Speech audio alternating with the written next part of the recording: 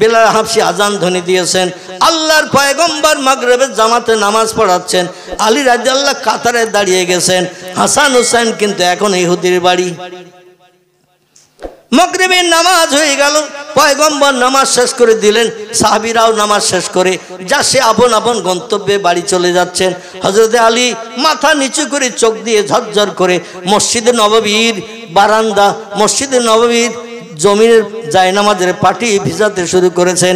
কান্নার একটা আওয়াজ, কোন কোন করে আওয়াজ হচ্ছে। আল্লাহ নবী বললেন, মাফ কুকা ইয়া ইউহাল আসহাব, এ সাহাবীরা মাগরিবের নামাজ হয়ে গেল, সবাই আপন আপন গন্তব্যস্থানে ঘরে ঘরে ফিরে গেল, কিন্তু কোথা থেকে একটা করুণ কান্নার আওয়াজ আসছে। কে কাঁদছে একটু দেখো বলো। সাহাবীরা খোঁজ নিয়ে দেখে আলী রাদিয়াল্লাহু মাথা নিচু করে মসজিদ নববীর ভিতরে বড়ে বসে কোন কোন করে কাঁদছেন, হাউ হাউ করে তিনি কাঁদছেন। কান্নার আওয়াজটা একটু আস্তে আস্তে হচ্ছে, জোরে জোরে কাঁদেন না।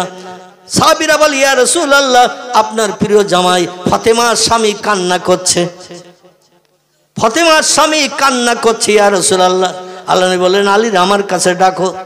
পয়গম্বর মুহাম্মদ রাসূলুল্লাহর কাছে আলীকে ডাকা হলো। আলীকে বলল, মাফ কুকা ইয়া আলী ইবনে আবি তালিব, এ আবু তালেবের বেটা আলী, তুমি কাঁদছো কেন? হযরত আলী বললেন, ইয়া রাসূলুল্লাহ, হাসান হোসেন ইহুদির বাড়ি জামিনদার, 200 দিরহাম এনেছিলাম, আজকের মাগরিবের ভিতরে সন্ধ্যা হওয়ার আগে টাকা ফেরত দেওয়ার কথা ছিল, কিন্তু আমি টাকা জোগাড় করতে পারিনি। অনেক নবী সাহাবীদের কাছে ধার চেয়েছে, কর্জ চেয়েছে, তারা কেউ দিয়ে আমার এই বিপদ থেকে উদ্ধার করতে পারেননি, তাই আর আমার 2 বেটাকে ইহুদি ফেরত দেবে না। সন্ধ্যা হয়ে গেছে, মাগরিবের নামাজ হয়ে গেছে, এই জন্য আমি ফাতেমার কাছে যে কি জবাবদিহি করবো ইয়া রাসূলুল্লাহ। তার 2 বেটার চেহারা আর ফাতেমার দেখতে পাবে না, ইহুদি ওদের আর ছাড়বে না, তাই আমি বসে বসে নিরুপায় হয়ে কাঁদছি।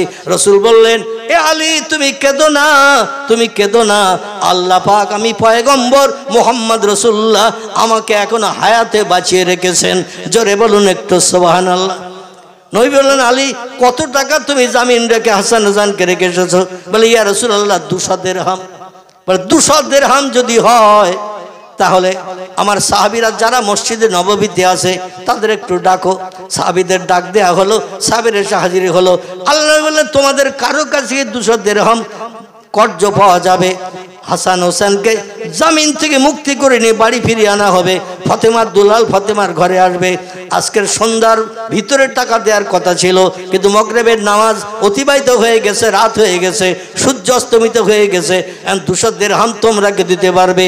নবী সাহাবীরা বলে, ইয়া রাসূলুল্লাহ, নামাজ পড়তে এসেছি খালি হাতে, আমাদের কাছে তো পয়সা নাই। ওসমান রাদিয়াল্লাহু যখন যেথায় যেতেন সবসময় কাছে পয়সা রাখতেন। জোরে বলুন একটু সুবহানাল্লাহ। এই জন্য তার নামের পাশে সার্টিফিকেট দেওয়া হয়েছে, ওসমান গনি মদিনার ধনী। জোরে বলুন একটু সুবহানাল্লাহ। ওসমান বলে, ইয়া রাসূলুল্লাহ, আমার পকেটে পয়সা আছে, তো হাত দিয়ে দেখি কত আছে। বিসমিল্লাহ শরীফ পাঠ করে পকেটে হাত দিলেন, দিয়ে যা ছিল বার করেছেন, দেখা গেল 200 দিরহাম। জোরে বলুন সুবহানাল্লাহ। হযরতে ওসমানকে নবী বললেন, ওসমান, জান্নাত আমার একজন বন্ধু থাকবে, সে বন্ধু আবু বকর নয়, ওমরও নয়, ওসমান তুমি ছাড়া, আর আলী নয়, অন্য আব্দুর রহমান বিন আউফ নয়, জুবাইর বিন আওয়াম নয়, সাদ বিন আবি ওয়াক্কাস নয়, তলহা নয়, এমন করে অন্য অন্য সাহাবীরা কেউ নয়, আমার জান্নাতের বন্ধু হবে তুমি। জোরে বলুন একটু সুবহানাল্লাহ। ওসমানের হাতে টাকা নিয়ে আল্লাহর পয়গম্বর আলীর কাছে দিয়ে বললেন, যাও এই টাকা নিয়ে যাও, ইহুদির দেনা পরিশোধ করে হাসান হোসেনকে নিয়ে এসো। এই জন্য আমি 1 মাসাধিক কাল হাসান হোসেনকে দেখি না, দৌড়িয়ে দৌড়িয়ে আসে, আমার সঙ্গে গল্পগুজব করে, আমার সঙ্গে খেলা করে, কিন্তু তাদের আর দেখি না। জামিন রেখেছো তাও তো আমারে বলো নাই। আলী বলছি, ইয়া রাসূলুল্লাহ, এখন আর টাকা দিয়ে কোনো লাভ হবে না, টাকা নিয়ে গেলে লাভ হবে না। নবী বললেন, কেন? বলে, সন্ধ্যার আগে টাকা দেওয়ার ওয়াদা ছিল, রাত হয়ে গেছে, মাগরিবের নামাজ হয়ে গেছে, রাতের বেলা টাকা দিলে ইহুদি নেবে না। নবী বললেন, আমি যাই নামাজের পার্টিতে আবার নফল নামাজে বসছি, আল্লাহর কাছে হাত তুলে তোমার 2 বেটার জন্য দোয়া করছি, যাও, আল্লাহ ডুবান্ত সূর্য আবার উদয় করে দিন তৈরি করে দেবে। জোরে বলুন একটু সুবহানাল্লাহ। এই ফাতেমাতুজ জোহরা রাদিয়াল্লাহু আনহার সঙ্গে হযরতে আলী মুর্তজা রাদিয়াল্লাহু আনহু বিশ্ব নবীর 4 জন প্রিয় সাহাবীর ভিতরে একজন। রাসূলের কাছের মানুষ ছিল 4 জন। কজন? 4 জন। আবু বকর, ওমর, ওসমান, আলী মুর্তজা রাদিয়াল্লাহু আনহু, এই চারজন ছিল। এই চারজনের একজনের নাম হযরত আলী। পয়গম্বর মুহাম্মদ রাসূলুল্লাহ আল্লাহর পছন্দটাকে বাস্তবে রূপদান করতে যে আলীর সঙ্গে ফাতেমার বিয়ে দিয়েছিল। খুব ভালো করে শোনেন, খুব সংক্ষেপ করে বলছি। হযরত আলীর চাল ছিল না, চুলো ছিল না, জায়গা ছিল না, জমি ছিল না, ব্যবসা ছিল না, কিছুই ছিল না। পয়গম্বরের বিবি হযরতে মাইশাতুল হুমায়রার উনানে যেদিন হাঁড়ি উঠত, সেদিন আলীর নসিবে কিছু জুটত। আলী 24 ঘন্টা পয়গম্বরের পাশে পাশে থাকার চেষ্টা করত। জোরে বলুন একটু সুবহানাল্লাহ। পয়গম্বর বিবিদের নিয়ে যখন ঘরের ভিতরে যেতেন, আলীর তখন বিয়ে হয়নি, আলী দরজার সামনে বাইরে থাকতেন। মানে নবী যখন যেখানে যায় আলী সঙ্গী হয়ে যায়, লেজের মতো জুড়ে জুড়ে পয়গম্বরের সঙ্গে থাকতেন। জোরে বলুন সুবহানাল্লাহ। এই আলীর সঙ্গে বিয়ে হয়ে গেল ফাতেমার।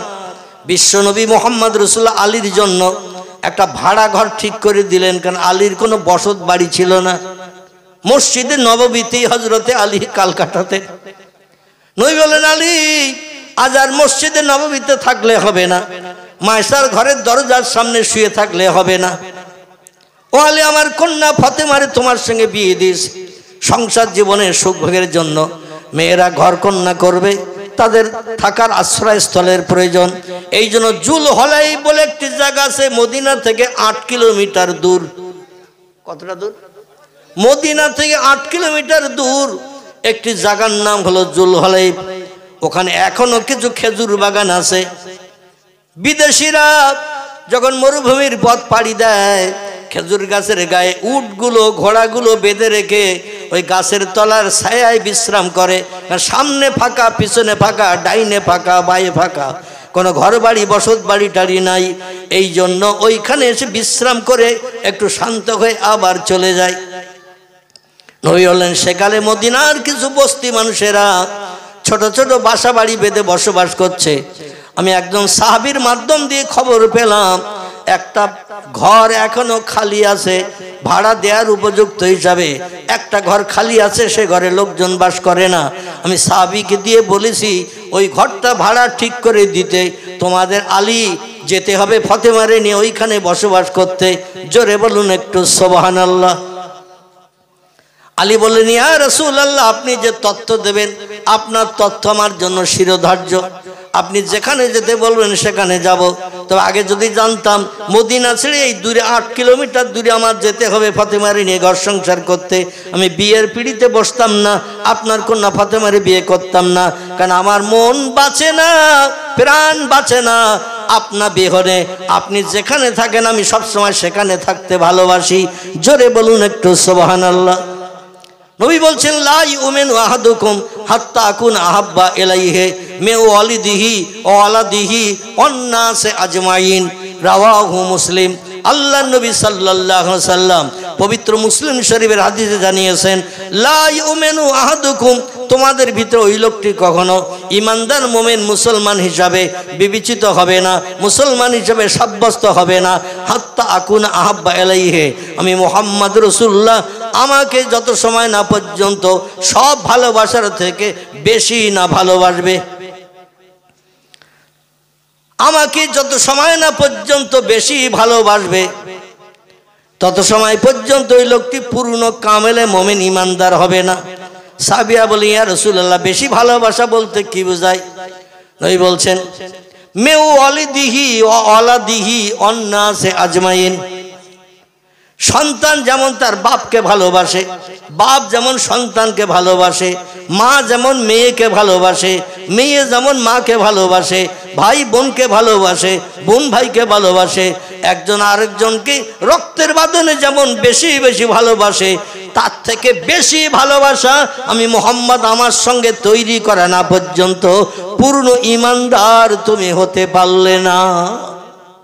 আলী বলি, ইয়া রাসূলুল্লাহ, এই জন্য আপনার হুকুম তামিল করার জন্য সবসময় আপনার ধারে পাশে ঘুরি, আপনার ধারে পাশে থাকে, কখন কোনটা বলেন, কখন কোনটা করতে হয়, এই জন্য আপনার কাছাকাছি থাকে।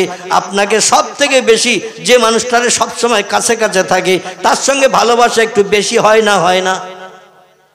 কাছাকাছি যে সব সময় থাকে, চলতে ফিরতে উঠতে বসতে যে থাকে সব সময় কাছাকাছি, এই লোকটি দেখবেন বেশি মহব্বতের মানুষ হয়, বেশি প্রিয় হয়। আলী বলছেন এই জন্য আমি আপনার সঙ্গে থাকার চিন্তা ভাবনা করি, সবসময় আপনার কাছে কাছে থাকে। কিন্তু ফাতেমাকে বিয়ে করার কারণে 8 কিলোমিটার দূরে বাসাবাড়ি ঠিক করেছেন।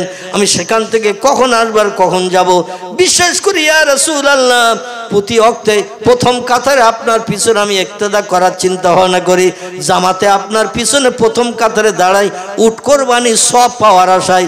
কিন্তু ওই জুলহলাইফ থেকে যদি আমি প্রতি ওয়াক্ত নামাজ পড়তে আসি 8 কিলোমিটার দূর থেকে, আমার তো ঘোড়া নাই, আমার তো উট নাই, পায়ে হেঁটে হেঁটে আসতে হবে।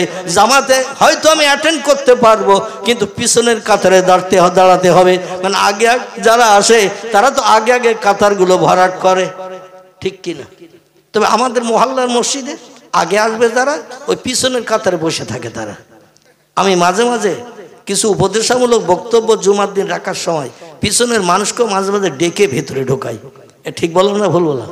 আপনারা যারা বাইরে আছেন ভিতরে আসেন, কারণ আলো আধারে আড়ালে থাকলে বক্তব্য রেখে কলিজা পরিতৃপ্ত হয় না, ঠিক কি না?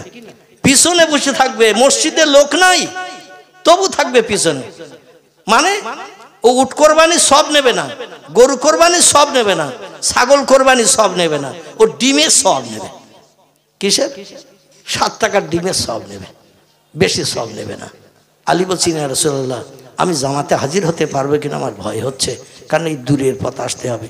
নবী বললেন আলী আর কোন বক্তব্য আছে? আলী বলে ইয়া রাসূলুল্লাহ ওই 8 কিলোমিটার দূর জুলহলাইফে আমি যখন ফাতেমারে নিয়ে বসবাস করব, আর বেলালে হাফসি খালি মুখে মসজিদে নববীতে আজান দেবে, আবার বেলালের জবান হলো তোতলা।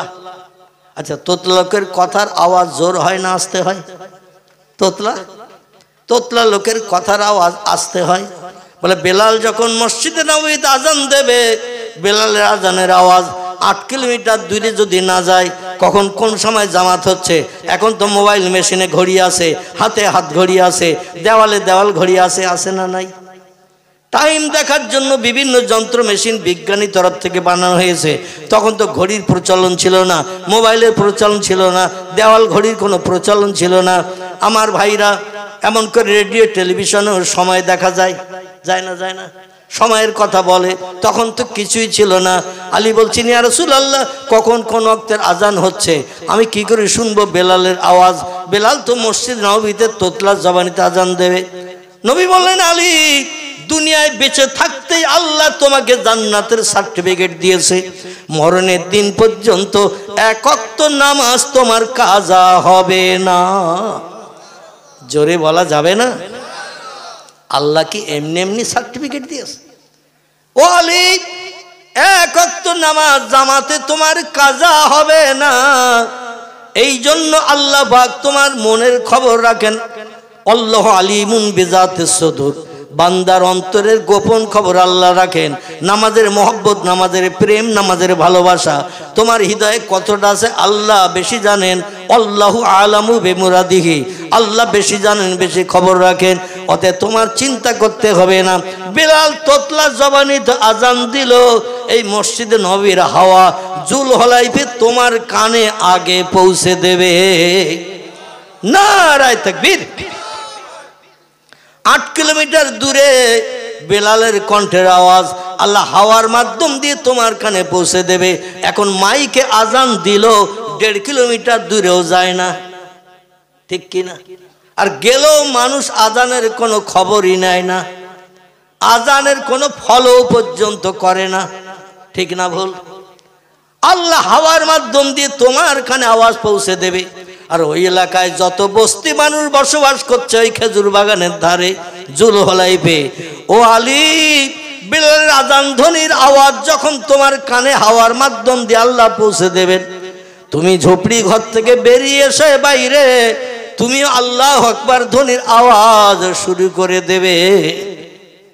ও আলী আল্লাহ তোমার দেহে এত শক্তি দিয়েছে, তোমার কণ্ঠের আওয়াজে এত জোর দিয়েছে, তোমার মনের ভিতরে এমন বীরত্বের সাহস আল্লাহ দিয়েছে, তুমি ওই জুলহলাইফ বস্তিতে বেলালের আজান শুনে তুমি আজানের একটু রিপিট করবে, আজানের পুনরাবৃত্তি তুমি আওয়াজ দিয়ে দেবে। তোমার আওয়াজ সামনে 8 মাইল, পিছনে 8 মাইল, ডাইনে 8 মাইল, বাঁয়ে 8 মাইল, চতুর্দিকে 4 রাস্তা 32 মাইল এরিয়া তোমার আওয়াজ আল্লাহ পৌঁছে দেবে। নারায়ে তাকবীর। এই আলী আজানের পরে দৌড়াতে থাকতেন মসজিদে নববীতে জামাতে শরীক হওয়ার জন্য। সংসার চলছে ফাতেমার সঙ্গে। হযরত আলী রাদিয়াল্লাহু ইহুদির বাড়িতে দিন মজুরির কাজ করতেন, মজুরি খাটতেন, জন দিতেন, জন বাংলা ভাষায় যেটা বললে বুঝতে পারবেন। তার জায়গা ছিল না, জমি ছিল না, খেজুর বাগান ছিল না, পয়সা কড়ি ছিল না, কিচ্ছু ছিল না। ইহুদিদের খেজুর বাগানে যেয়ে পাকা খেজুর পেড়ে দিতেন, আবার বস্তাবন্দি করে বাড়ি পৌঁছে দিতেন। যেদিন গাছে খেজুর পাকা থাকতো না, কুয়া থেকে মশকে করে পানি ভর্তি করে কাঁধে ঝুলিয়ে নিয়ে সেই পানি বাড়িতে যেয়ে বড় বড় পাত্রে ঢেলে দিয়ে আবার কুয়ায় যেতেন, আবার মশকে করে পানি ভর্তি হতেন। ছাগলের চামড়ার মশক। আমি কলকাতা আলিয়ায় যখন পড়তাম 1983-84 সাল, কত সাল বললাম? 1983-84 সাল। 84 সালে আমি ফাইনাল টাইটেল পরীক্ষা দিয়েছিলাম। এখন আমার খেয়াল আছে 83 সালে টাইটেল প্রথম বর্ষে ভর্তি হয়েছিলাম, দ্বিতীয় বর্ষ টাইটেল পড়ছিলাম। তো আমরা যে হোস্টেলে থাকতাম, হোস্টেলটির নাম হলো ইলিয়ড হোস্টেল। কি নাম বললাম? ইলিয়ড হোস্টেল। এই হোস্টেলে আমাদের কাছে মাটির একটা করে কলসি থাকতো, মাটির কলসি। তো ওই পানি নিয়ে এসে মানে যারা ওই পানি সাপ্লাই করতো আর কি, ওখানে ওরা ওই মশকে করে, ছাগলের চামড়ার মশকে করে পানি এনে এনে ওই মুখটা একটু চেপে ধরে নিয়ে আসতো আর কাঁধে বাঁধিয়ে নিয়ে আসতো। মুখটা একটু ঢল দিত আর হুড় করে পানি কলসির ভিতরে চলে যেত। আমাদের আবার মাসে মাসে পয়সা দিতে হতো, পয়সার বিনিময়ে পানি দিয়ে যেত। পড়াশোনার যাতে কোনো ল্যাপস না হয়, অসুবিধা না হয়, এই জন্য সব রকম ব্যবস্থা সেখানে ছিল, তা পয়সা খরচ করতে হতো। যাই হোক, এইরকম মশকে করে আলী কুয়া থেকে বালতি দড়ি ফেলে পানি তুলে মশক ভর্তি করে ইহুদিদের বাড়ি পৌঁছে দিত। তার প্রতিদান 1 দিরহাম, 1.5 দিরহাম, 2 দিরহাম কোনোদিন পেয়েছেন, কোনোদিন পান নাই। যেদিন 24 ঘন্টা হয়তো 18 ঘন্টা 24 ঘন্টা এই রকম কাজ করত, নামাজের ওয়াক্ত বাদ দিয়ে নামাজের সময় দৌড়িয়ে নামাজ পড়তে আসতেন, আবার নামাজ হয়ে গেলে আবার কাজে যেয়ে জয়েন করতেন। জোরে বলুন একটু সুবহানাল্লাহ। হযরতে আলী মজুরি খেটে খেটে সংসার নির্বাহ করতেন। পয়গম্বর মোহাম্মদ রাসূলুল্লাহ মাঝে মাঝে জামাই মেয়ের সংসার কেমন চলছে দেখতে যেতেন। এক সময় হযরত আলীর জ্বর হয়েছে, জ্বর, যাকে আরবি ভাষায় বলা হয় বোখার। কি বলা হয়? বোখার। বোখার বাংলা ভাষা আমরা এর জ্বর বলি, জ্বর। এই জ্বর হয়েছে, এমন জ্বর 1 সপ্তাহ উঠতে পারে না। আচ্ছা, জ্বর হলে গায়ে শক্তি ক্ষমতা হ্রাস হয় না? হয় না? শক্তি ক্ষমতা লোপ পেয়ে যায়। মিষ্টি রসগোল্লা জোরে রুগীর দিলে দেখবেন ওর গালে নিম ফলের মতো লাগে। ঠিক বললাম না ভুল বললাম? মিষ্টি রসগোল্লা যদি কঠিন জ্বর হয়, 104-5 জ্বর, দেখবেন রসগোল্লা দিলেও তার গালে তিতো লাগে। কোনো ভালো জিনিস খেতে দিলে খেতে পারে না, শরীর জরাজীর্ণ হয়ে যায়। এই জ্বর হয়ে গেলে দীর্ঘদিন হলে 7-8 দিন একটানা জ্বর, কাজে যেতে পারে না, ফতেমার উনানে হাঁড়ি ওঠে না। দেখতে দেখতে 1 সপ্তাহ কাল উনানে হাঁড়ি ওঠে না। হাসান হোসেন মার কাছে দৌড়িয়ে খেলা করে চলে আসে, ইয়া উম্মি, ও আমার মা জননী, আর তো ক্ষুধার যন্ত্রণা সহ্য করতে পারছি না, 3 দিন হয়ে গেছে একটানা উনানে হাঁড়ি ওঠে না। হযরত মা ফাতেমা বলে, তোমার নানার বাড়ি যাও, নানার বাড়ি যেয়ে দেখো কোনো সুযোগ সুবিধা আছে কিনা, কোনো খাবারের ব্যবস্থা আছে কিনা। 2 নাতি ইমাম হাসান হুসেন রাদিয়াল্লাহু আনহুমা 2 জন দৌড়িয়ে ছুটে আসতেন নানার বাড়ি। নানিমা হযরত মাইশাতুল হুমায়রা, উম্মে সালমা, উম্মে হাবিবা, জাইনাব বিনতে জাহাশ, জাইনাব বিনতে খুজাইমা, সাউদা, সুফিয়া, মাইমুনা, জাওয়ারিয়া, মারিয়া, এরা ছিল নবীজির স্ত্রীগণ। এদের বাড়িতে আসলে যে কোনো একজন স্ত্রীর ঘর থেকে কিছু না কিছু খাবারের ব্যবস্থা হতো। জোরে বলুন একটু সুবহানাল্লাহ। দেখতে দেখতে 7 দিন হয়ে গেছে, হযরত আলী কাজে যেতে পারে না। হাসান হোসেনকে ফাতেমা বলে, নানার বাড়ি যাও, নানি আম্মাদের কাছে যাও। হাসান হোসেন বলে, এক বাড়িতে কতবার যাব, কতবার যে হাত পাতবো, আমাদের কি মান সম্মান নাই?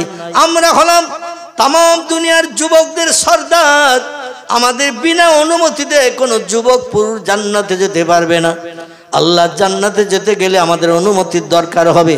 আর আমরা বারবার নানি মার কাছে আর নানি আম্মার কাছে হাত পেতে এইভাবে খাবার চাবো, ভিক্ষা করব, এটা আমাদের আর পছন্দ হয় না। আল্লাহ নবী বললেন ইসলাম শরীয়তের দুটি হালাল কাজ হলো সব থেকে নিকৃষ্ট। দুটি হালাল কাজ ইসলাম শরীয়তের সব থেকে নিকৃষ্ট হালাল, এর থেকে কম দরজার হালাল কাজ আর কিছু নাই। কাজটা হালাল, অবৈধ না বৈধ, তবে একেবারে নিকৃষ্ট হালাল, নিম্ন হালাল। সাহাবীরা বললেন মা হিয়া ইয়া রাসূলুল্লাহ, সেই কাজ দুটো কি কি? নিম্ন হালাল, যদিও হালাল যদিও ভালো, কিন্তু নিম্ন কাজ। কাজ দুটি কি কি? নবীজি বললেন এক নম্বরের কাজ হলো স্ত্রীরে তালাক দেওয়া। কি দেওয়া? স্বামী স্ত্রীতে মতদ্বন্দ্ব হয়েছে, ঝগড়াঝাটি হয়েছে, কথা কাটাকাটি হয়েছে, আর সঙ্গে সঙ্গে একে দমে 11 বার বলে দিয়েছে তোরে তালাক দিলাম, তালাক দিলাম, তালাক দিলাম, তালাক দিলাম, একদমে যতবার বলা যায়। খিদিরপুরে অবশ্য এত বলে না, আমাদের গ্রামে এরকম ঘটনা অনেক জায়গায় ঘটেছে। দুর্ভাগ্য, এখনো তারা সেই স্ত্রী নিয়ে ঘর সংসার করছে, এখনো তারা সেই স্ত্রী নিয়ে ঘর সংসার করছে, স্ত্রীকে শোধরিয়ে নেয়নি। ইসলাম শরীয়তের নিয়ম আছে, রাগের মাথায় পড়ে যদি স্ত্রীর তালাক দেয় কেউ, ধৈর্য ধরতে না পারে, ইসলাম শরীয়তের নিয়ম আছে স্ত্রীকে আবার নেওয়ার, কিন্তু সেটা তাহলিল করতে হবে, অন্য জায়গায় বিয়ে দিতে হবে, সে স্বামী ছেড়ে দেবে, 3 মাস 10 দিন পরে আবার আপনি বিয়ে করে পুরনো স্ত্রীর ঘরে তুলতে পারবেন। কিন্তু এই অপরের কাছে বিয়ে দিতে হবে, এটার কেউ মেনে নিতে চাচ্ছে না। এমন ঘটনা অনেক জায়গায় অহরহ ঘটছে। নাউজুবিল্লাহি মিন জালিক, জোরে বলুন নাউজুবিল্লাহ। আমার ভাইরা, নবী বললেন দুটি নিকৃষ্ট হালালের ভিতরে, নিম্ন হালালের ভিতরে একটি নিম্ন হালাল হলো স্ত্রীকে তালাক দেওয়া। তুমি তোমার স্ত্রীর আচার ব্যবহারে খুশি হতে পারো নাই, এই জন্য তুমি তারে পৃথক করছো, তোমার সংসার নির্বাহের জন্য আর একটা ওই জাতের মেয়ে তো তোমার ঘরে আনতে হবে। তুমি তো কোনো ছেলেকে বিয়ে করে সংসার চালাতে পারবে না, আর একটা মেয়ের বিয়ে করতে হবে। যে স্ত্রীর তালাক দিয়েছো ওরও বেকা হাড়, যে মেয়েটা আবার বিয়ে করে আনবে তারও বেকা হাড়। যে স্ত্রীর সঙ্গে ঝামেলা হয়েছে, যার কারণে তালাক দিয়েছো, এই স্ত্রীর তুমি ঘরে আনছো নতুন, এর সঙ্গে কি ঝামেলা হবে না? এ সার্টিফিকেট তোমারে দিল কে? বোঝা গেল? আবার নতুন যে স্ত্রীকে আনছো, একটি স্ত্রীর তালাক দিয়ে, এ তো বেকা হাড়ের তৈরি, এরও সঙ্গে তো সংসার করতে গেলে ঝামেলা হবে, কথা কাটাকাটি হবে, গালিগালাজ হবে। তাহলে এইভাবে তুমি সারা জীবনকে বে করবে আর তালাক দেবে? বরং ধৈর্য ধরো, সবর ইখতিয়ার করো, যেভাবে মানিয়ে নিয়ে সংসার চালানো যায় সেভাবে চালাও। এই কাজটা হলো একেবারে নিকৃষ্ট, কম দরজার হালাল। আর একটা হালাল আল্লাহ নবী বলছেন ইসলাম শরীয়তে আর একটা হালাল আছে, নিম্ন হালাল। সে হালালটি হলো কারো কাছে হাত পেতে কিছু চাওয়া। বোঝা গেল? কারো কাছে হাত পেতে কিছু চাওয়া, এটা হলো একেবারে নিম্ন হালাল। এই জিনিসটা আমি আল্লাহর নবী কোনোদিন কারো কাছে হাত পেতে কিছু চাই নাই, আর আল্লাহ যেন আমার চাইতে না দেয়। কারো কাছে হাত পেতে কিছু চাওয়াটা এটা বড় নিন্দনীয়, লজ্জাকর ব্যাপার। মুসলমানদের ঘরের কিছু মানুষ দেখবেন 10,000 20,000 টাকা ব্যাংক ব্যালেন্স রয়েছে, তবু ভিক্ষা করে বেড়াচ্ছে। আছে না নাই? জায়গা জমি আছে 1-1.5 বিঘে 2 বিঘে 4 বিঘে জমি রয়েছে, ভিক্ষা করে বেড়াচ্ছে। পাকা ঘর বাড়ি রয়েছে, সাধ্য পাকা ঘর বাড়ি, পরের বাড়ি ঝিয়ের কাজ করলে যথেষ্ট তার চলে, গায়ে শক্তি ক্ষমতা আছে, ও ভিক্ষা করে খাচ্ছে। পরের কাছে শুধু এই দরজায় হাত পাতা, মা কিছু দাও, ভিক্ষা দাও, এটা দাও, ওটা দাও, যেটা দেখবে ওরা সেটা চাবে। দুনিয়া সব যদি ধরিয়ে দেন তাও ওদের কলিজা ভরবে না। ঠিক বললো না? বললো না? যেটা দেখবে সেটা চাবে। এই ভিক্ষুকদের এটা ব্যাড হ্যাবিট, এটা বদ অভ্যাস। একটা দড়িতে যদি শাড়ি মেলে দেওয়া থাকে সেটাও চাবে, আমার শাড়ি ছেঁড়া, পরার কিচ্ছু নেই, ওই শাড়িটা আমার দেবো। এমন ভাবে দরদ দেখাবে, কলিজা আপনার আগুনে কলিজা বরফের মতন ঠান্ডা হয়ে যাবে। পরে খোঁজ নিয়ে দেখা যাচ্ছে ওর বাড়ি 7খানা শাড়ি তোলা করে ভাঁজ করে রাখা রয়েছে। বলছে আমার ছেঁড়া শাড়ি পরার মতন নাই, তোমার ওই শাড়িটা আমার দাও বুবুজান। এই ঘটনা ঘটে না? ঘটে না? আমার বাড়িতে তো ঘটে। আমার ভাইয়ের নবী বলছেন কারো কাছে হাত পাতাটা হলো নিন্দনীয় হালাল। হযরত ইমাম হাসান হুসাইন আর যেতে চাইছে না নানি আম্মাদের কাছে, বলে তাহলে অপেক্ষা করো, দেখি কোনো আল্লাহ কোনো ব্যবস্থা করে কিনা। ফাতেমা হযরত আলীকে ডেকে বলছেন, প্রাণের স্বামী, দুটি বাচ্চা তারা ক্ষুধার যন্ত্রণায় কাতর, অনাহারা, আজ 3 দিন ওনার হাড়ি ওঠে না, এখনো পর্যন্ত আপনার জ্বর সারে নাই, মজুরি খাটতে যেতে পারছেন না, ইহুদির বাড়ি কাজ করতে যেতে পারছেন না, উপায় কি? আলী বললেন, এ ফাতেমা, আমিও বাচ্চাদের মুখের দিকে তাকে দেখলাম, মুখ শুকনো হয়ে গেছে, কতদিন আর লোকের বাড়ি যে এইভাবে খাবার চাবে? নবী নন্দিনী ফাতেমার সন্তান হিসাবে দেখি কিছু করা যায় কিনা। যে ইহুদির বাড়িতে মজুরি খাটতো, খেজুর গাছের খেজুর পাড়ত, কুয়ার থেকে পানি তুলে তার মশক ভর্তি করে বাড়িতে বড় পাত্রে ভরে দিত, তার বাড়ি যেয়ে বলছেন আমি অসুস্থতা ছিলাম দীর্ঘ আর 7 দিন, যার কারণে ওখানে হারিয়ে ওঠে না, 3-4 দিন হয়ে গেল, বাধ্য হয়ে আমার গায়ে এখনো শক্তি ক্ষমতা আসে নাই, জ্বর এখনো সারে নাই, কিন্তু কিছু অর্থ আমারে কর্য ধান না দিলে আমার সংসারে উনানে তো হারিয়ে উঠছে না, বাচ্চারা অনাহারা হয়ে মারা যাচ্ছে, আমার বিবির মুখটাও কালো হয়ে গেছে, নানা নানির কাছে আর কতদিন যে চাইবে, আমাদেরও মান সম্মান ইজ্জতে লাগছে। নবী বলছেন মানুষের কাছে হাত পাতাটা হলো একেবারে নিকৃষ্ট, নিন্দনীয় হালাল, সব থেকে কম দরজার হালাল। এ কাজটা করাও আল্লাহর নবী পছন্দ করেন না। 8 দিন পেটে পাথর বেঁধে রেখেছেন, কিন্তু কারো কাছে হাত পেতে নবী কিছু চান নাই। চিল্লাই বলুন একটু সুবহানাল্লাহ। কদিন? 8 দিন। 8 দিন পেটে পাথর বেঁধে রেখেছেন, জামা গায়ে দিয়েছেন পাথর উপরে, পেটটা উঁচু। সাহাবীরা দেখে নবীজির পেট উঁচু, নিশ্চয়ই নবীর বিবিরা ভালো মন্দ রান্না করেছে, নবী খেয়েছেন একটু বেশি বেশি, তাই জামাটা ঠেলে রয়েছে। এই দেখে সাহাবীরা বাড়ি যেয়ে বিবিদের বললেন ভালো মন্দ রান্না করো, নবী ভালো খেয়েছেন আমরাও ভালো খাবো, নবী না খেলে আমরাও অনাহারা থাকবো। কারণ নবীর সঙ্গে আমাদের সম্পর্ক একেবারে আঙুলের সঙ্গে আঙুল যেমন গায়ে গায়ে থাকে, ওই রকম আমরা নবীর আদর্শের সঙ্গে জোড়া। জোরে বলুন একটু সুবহানাল্লাহ। আমার ভাইরা, ইহুদি বলছেন আলী তুমি কি বলতে চাইছো বলো। বলো আমার কিছু টাকা কর্জ দাও, পরবর্তীতে মজুরি খেটে কাজ করে দেনা পরিশোধ করব। অনেকের যাদের জায়গা জমি আছে তাদের অনেকে লাখ জানা, মানে অটোমেটিক 1 মাস 1.5 মাস 2 মাস বছরের ভিতরে 2 দিন 5 দিন 10 দিন কাজ কামাই যায়। তাছাড়া বাকি একটা মানুষের বাড়ি কাজ করে এরকম লোক অনেকে আসে না, আসে না, অনেকে আছে একটা না কাজ করে তার বাড়ি, বিশ্বস্ত মানুষ, অন্য কাউরে কাজে না নিয়ে তারে কাজে নাই। আলী বলল পরবর্তীতে আপনার বাড়িতে আমি মজুরি খাটি, অন্য কোথাও তেমন কাজ করতে যাই না, আপনার কাজ না থাকলে অন্য জায়গায় কাজ খুঁজি, আপনার কাজ থাকলে আপনার কাজ করি। আপনি কম বেশি আমারে চেনেন, আমিও কম বেশি আপনারে চিনি। এখন আমি অসুস্থ জ্বরে পড়ে আছি, উনানে হাড়ি ওঠে না 7 দিন।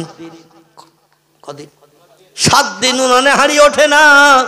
এই জন্য আপনার কাছে আমার আপত্তি, আমার অনুরোধ, কিছু টাকা কর্জ দেন, ধার দেন, আমার সংসারও চালাবো, কিছু কিছু করে টাকা কেটে দিয়ে দে, আপনার দেনা পরিশোধ করব। ইহুদি বলল আলী তুমি টাকা ধার নিয়ে যদি আমার কাজে আর না আসো, কোথায় তোমারে খুঁজতে যাব, কোথায় তোমারে তালাশ করব? বরং তুমি এক কাজ করতে পারো, কিছু আমার কাছে জামিন রেখে টাকা নিয়ে যাও, সেই জামিনের দিকে দৃষ্টি নিক্ষেপ করে কোনোদিন তুমি আমার টাকার ফাঁকি দিতে পারবে না। আমাদের দেশে দেখবেন এই ধরনের সুদের ব্যবসা প্রচলিত আছে, আছে না নাই? আমার 1 ভরি সোনা রেখে দেন, 20,000 টাকা দেন, আমি এই টাকাটা নিয়ে একটু আমার কাজে লাগাই, পরবর্তীতে আমি সোনাটা ফিরিয়ে নিয়ে যাব আর আপনার টাকাটা দিয়ে যাব। আছে না এরকম? অনেক অন্যান্য জিনিসপত্র কারো কাছে রেখে, অনেকে আমানত স্বরূপ কারো কাছে কোনো জিনিসপত্র রেখে টাকা পয়সা ধার কর্জ নেয়। কারণ এই জিনিসটা আমার কাছে রাখলে তুমি যে টাকা ধার নিয়েছো তোমার মনে থাকবে, টাকাটা ছাড়িয়ে নিয়ে যেতে হবে, কারণ জিনিসটার যে দাম তার থেকে কম টাকা তোমারে দিয়েছি। এই জন্য বেশি টাকা দামের জিনিস তোমার স্মরণে থাকবে, ফেরত নিয়ে তুমি যাবে। এই জন্য আমার টাকাটা আর মার যাবে না, এই জন্য কিছু আমারে দিয়ে যাও। আলী বললেন আমার ঘরে যদি কিছু থাকতো আপনার কাছে আমি আর কর্জ চাইতে, ধার চাইতে আসতাম না। সোনা নাই, রূপা নাই, টাকা নাই, পয়সা নাই, জায়গা নাই, জমি নাই যে বিক্রি করব। আমার শ্বশুর মশাই জুলহলাই বস্তিতে একটা ভাড়া বাড়ি ঠিক করে আমাদের বসবাসের জন্য দিয়েছেন। মাসে মাসে যে ভাড়া দিতে হয় ওটা আমি আলী দিই না, আমার শ্বশুর দিয়ে দেয়। জোরে বলুন একটু সুবহানাল্লাহ। ইহুদি বলছেন আলী, কিন্তু আমি এমনি এমনি টাকা কর্জ দিয়ে তোমারে খুঁজে বেড়াবো না। তুমি যতই আমার বাড়ি কাজ করো, কম বেশি তোমারে চিনি, তুমি আমারে চেনো, কিন্তু এমনি এমনি টাকা ধার দিতে পারবো না। আলী বললেন, তাহলে আর কি করতে পারি? আমার বাচ্চাদের মুখে আমি আর কি দেব? অনাহারা হয়ে তারা মারা যাবে, এটাই কি আপনি চান? ইহুদি বলছে, আলী, একটা পথ অবলম্বন করলে আমি কিছু টাকা কর্জ দিয়ে তোমার সংসার নির্বাহের ব্যবস্থা করে দিতে পারি। আলী বললেন, ও ইহুদি ভাই, কি করলে তুমি কর্জ দেবে বলো? এখন নিরুপায় হয়ে যেটা বলবো আমি সেটা করব। বলে, তোমার দুটো ছেলে আছে না? হযরত আলী বলছেন, নাম ইয়াখি, হ্যাঁ আমার দুটো ছেলে আছে। বলে, ছেলে দুটোর নাম কি? বলে, একটার নাম হাসান, একটার নাম হোসাইন। বলে, ছেলে দুটো আমার কাছে তুমি রেখে যাও, আর এই টাকা নিয়ে যাও তুমি 200 দিরহাম। কত? 200 টাকা। 200 টাকা সৌদি আরবের দিরহাম বলা হয়। 200 টাকা তুমি কর্জ নিয়ে যাও, আর দুটো ছেলের আমার কাছে আমানত স্বরূপ রেখে যাও। যেমন সোনা দানা বন্ধক রাখি আমরা, রাখি না অনেকে? সোনা দানা বন্ধক রেখে টাকা পয়সা নেই, আবার সমস্যা মিটে গেলে সোনা ফিরিয়ে নিয়ে আসি। কিন্তু ও সুদ দিতে হয়, আবার শতকরা 3 টাকা, শতকরা 4 টাকা, শতকরা 2 টাকা, এইভাবে টাকা বাড়তি দিতে হবে যতদিন তুমি আসলটা শোধ না করবে। শরীয়তে এই সুদটাই হারাম। যত টাকা নিয়েছি তত টাকা ফেরত দেবেন, বাড়তি দিতে হবে না, এটা শরীয়তে জায়েজ। কিন্তু আপনি গহনা রাখলেন, কোনো জিনিস রাখলেন, আবার প্রতি মাসে মাসে শতকরা 2 টাকা 3 টাকা বাড়তি দিতে হবে। যে লোকটি নেবে সুদের নিল, এবং আপনি বিপদে পড়ে আপনি নিয়েছেন, আপনাকেও সুদের টাকা দেওয়াটা, সুদ নেওয়া এবং দেওয়া উভয় সমান গুনাহগার। জোরে বলুন একটু নাউজুবিল্লাহ। যাই হোক, আমাদের দেশে এখন ওই নিয়ম চালু করলে চরম বিপদ হবে। কেউ আর পয়সা দেবে না। দেবে? দেবে না। যাই হোক, ওদিকে এখন যাব না। আমার ভাইরা হযরত আলীকে বললেন, তোমার ছেলে দুটো আমার কাছে আমানত রেখে যাও, কারণ আমি যতটুকু শুনেছি হাসান হুসাইনকে বড় ভালোবাসো, বড় মহব্বত করো, প্রেম করো, এবং তোমার শ্বশুরের চেহারার সঙ্গে হাসান হুসাইনের চেহারার অবিকল মিল আছে, না দেখলে তুমি থাকতে পারবে না। এই জন্য আমার ঘর থেকে তোমার ছেলেদের ফিরিয়ে নিয়ে যাওয়ার জন্য তুমি ব্যস্ত হয়ে পড়বে, তাড়াতাড়ি ফিরিয়ে নিয়ে যাবে, আর আমার 200 দিরহামের কর্জ আদায় করে দিয়ে যাবে। এই জন্য আমি তোমার হাসান হুসাইন দুটি ছেলে ছাড়া এমনি 200 দিরহাম দেব না। আলী চিন্তা শুরু করলেন, কি করি? চিন্তা করছেন দাঁড়িয়ে দাঁড়িয়ে, কি করি? ফাতেমা তো হাসান হুসাইন ছাড়া এক মুহূর্ত বাঁচতে পারে না। বলে, আমি একটু বাড়ির থেকে ঘুরে আসি, আমার বিবিকে একটু জানিয়ে আসি, নিজে নিজে কোনো সিদ্ধান্ত নেব না, আমার স্ত্রী যেটা নিতে বলবে সিদ্ধান্ত আমি সেটাই নেব। দৌড়ে হযরত আলী বাড়ি ফিরে এসেছেন। ফাতেমা বলছেন, মা হালুকে মাকবারুকে ইয়া যাওজি, প্রাণের স্বামীন কোনো সুরাহা হলো নাকি? আলী বলছেন, নাম ইয়া জাওজাতি, এ প্রাণের বিবি ফাতেমা, এ সাইয়্যিদাতুন নিসা, तमाम দুনিয়ার নারীদের সরদারিনী, শোনো, ইহুদি টাকা দিতে রাজি হয়েছে 200 দিরহাম সংসার নির্বাহের জন্য, কিন্তু দুটি ছেলেকে আমানত রাখতে বলছে তার বাড়ি। আমি টাকা শুধু যদি নিয়ে আসি হয় তার যাব না, তার বাড়ি টাকা ফেরত দেব না, এই ধারণা করছে ইহুদি। এজন্য ছেলে দুটো তার বাড়ি রেখে এসে যদি আমি টাকা নিয়ে আসি, ছেলে ফিরে আনার জন্য আমরা ব্যস্ত থাকবো, তাড়াতাড়ি টাকার পরিশোধ হবে। এজন্য দুটি ছেলে ছাড়া টাকা দিতে চাইছে না। বলে, কতদিন? বলে, 1 মাসের সময় দিয়েছে, 1 মাসের ভিতরে টাকা পরিশোধ করতে হবে। হাসান হুসেনকেও ছেড়ে দেবে, আমাদের 2 ছেলে বাড়ি ফিরে চলে আসবে। হযরত ফাতেমা বলে, নিরুপায় হয়ে বলছেন, এছাড়া তো আর কোনো উপায় পাচ্ছি না, না খেয়ে অনাহারা হয়ে বাচ্চা দুটোকে মারা যাবে, ইহুদি বাচ্চা দুটোর খেতে দেবে তো? বলে, হ্যাঁ, ইহুদির বাড়ি থাকলে ইহুদি খেতে দেবে, ওদের খাওয়ার চিন্তা করতে হবে না, আমাদেরও সংসারটা 200 দিরহাম খরচ করলে আমরা ইনশাল্লাহ বেশ কিছুদিন চালাতে পারবো, আল্লাহ সুস্থ করলে আবার মজুরি খেটে অল্প অল্প করে দেনা পরিশোধ করব। আর 1 মাসের সময় নিয়েছি যখন, আর অসুবিধা নাই। 1 মাসের ভিতরে 200 দিরহাম আমি কিছু কিছু গোস্তিত রেখে রেখে শোধ করে হাসান হোসেনকে বাড়ি ফিরিয়ে আনবো। ফাতেমা বলেন, না মিয়া জাওজি, এ প্রাণের স্বামী, তবে তাই হোক, আপনার কথার উপরে কথা বলবো না। সংসারের এই দুশ্চিন্তা দূর করার জন্য, অভাব দূরীকরণের জন্য আপনি যে সিদ্ধান্ত নিয়েছেন, আপনার সিদ্ধান্ত আমি একমত হলাম। তবে সংসারে পরিচালনার জন্য যেটা আয় করে নিয়ে আসবেন, একটু কম কম সংসারে খরচ করে টাকা গোস্তিত রেখে 1 মাসের ভিতরে ফিরিয়ে আনার চেষ্টা করবেন। আলী বললেন, না মিয়া জাওজাতি, ওটা আমারে বলতে হবে না। তোমার বাবা আমারে বলেছে, আনা মদিনাতুল ইলমে ওয়া আলিউন বাবুহা, আমি হলাম জ্ঞানের শহর, আর ওই শহরের দরজা হলো হযরতে আলী। তোমার বাবা আমার নামে সার্টিফিকেট দিয়েছে। তাম দুনিয়ার মুসলমানদের ভিতরে, ইমানদার মোমেনদের ভিতরে আল্লাহ পাক পয়গম্বরের পরে আমার জ্ঞান সব থেকে বেশি দিয়েছেন। তাম পৃথিবীর মুসলমানদের ভিতরে পয়গম্বরের পরে আল্লাহ যদি কাউরে ইসলাম শরীয়তের জ্ঞান দিয়ে থাকেন, সে জ্ঞানটা আল্লাহ আমাকেই বেশি দিয়েছেন। জোরে বলুন একটু সুবহানাল্লাহ। অবশ্যই আমি চিন্তা ভাবনা রাখবো। ফাতেমার 2 বেটাকে বাবার সঙ্গে পাঠিয়ে দিলেন, যাও বাবা, তোমার বাবা তোমাদের নিয়ে যাচ্ছেন কোন এক জায়গায় কিছু দেখাতে। বললেন না যে তোমাদের 2 জনকে রেখে বাড়ি চলে আসবে কিছু টাকা কর্জ নিয়ে, তার বলেননি। বললে হয়তো তারা যাবে না। সংক্ষেপ কথা, আমার ভাইয়ের এই 2 জন